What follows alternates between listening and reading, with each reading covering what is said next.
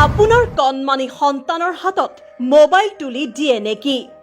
যদি দিয়ে তেন্তে আপুনি সাৱধান হবৰ হ'ল, কিয়নো মোবাইল ফোন কাল হ'ব পাৰে আপোনাৰ সন্তানৰ বাবে। লংকাৰ উদালিত পোহৰলৈ আহিছে ভয়ংকৰ দৃশ্য। মোবাইলত অত্যাধিক গেম খেলি চিকিৎসাধীন হ'বলগীয়া হৈছে এটি শিশু। দৃশ্য দেখিলে সন্তানক মোবাইল দিয়াৰ আগতে 100 বাৰ চিন্তা কৰিব আপুনি। প্ৰথমে চাই লওক এই ভয়ংকৰ দৃশ্য।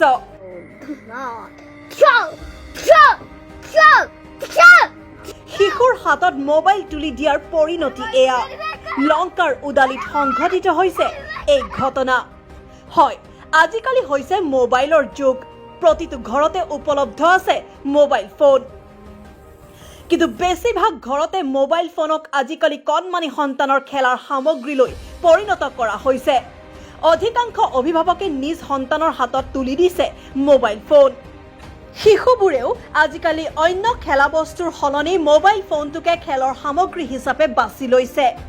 মোবাইল ফোনতে ব্যস্ত থাকিব বিচাৰে অধিকাংশ শিশু।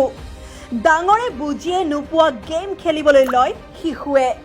ইউটিউবত চাই বহু নেদেখিবলগীয়া দৃশ্য।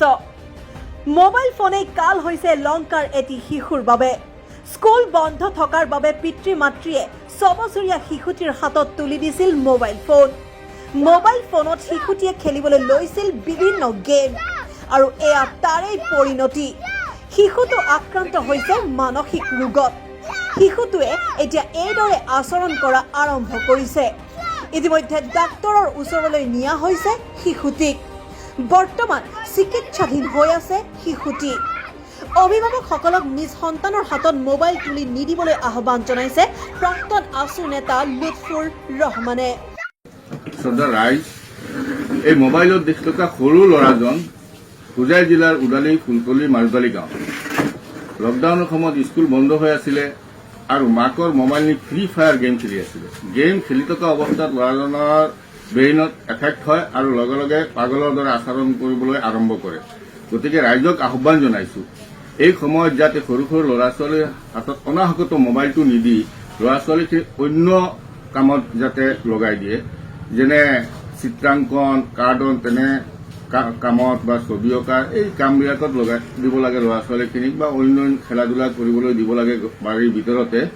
আৰু এনেধৰণৰ এফেক্টে সাংঘাতিক ধৰণৰ ক্ষতি কৰে ল'ৰা ছোৱালীক। গতিকে তাৰ পৰা বিৰত থাকিবৰ কাৰণে ৰাইজক কৰযোৰে আহ্বান জনাইছো, আপোনালোকৰ ল'ৰা ছোৱালী, আমাৰ ল'ৰা ছোৱালীক মোবাইলৰ পৰা আঁতৰত ৰাখি যাতে তেওঁলোকৰ ভৱিষ্যত সুৰক্ষিত কৰে। ধন্যবাদ। News desk report, Doboka live.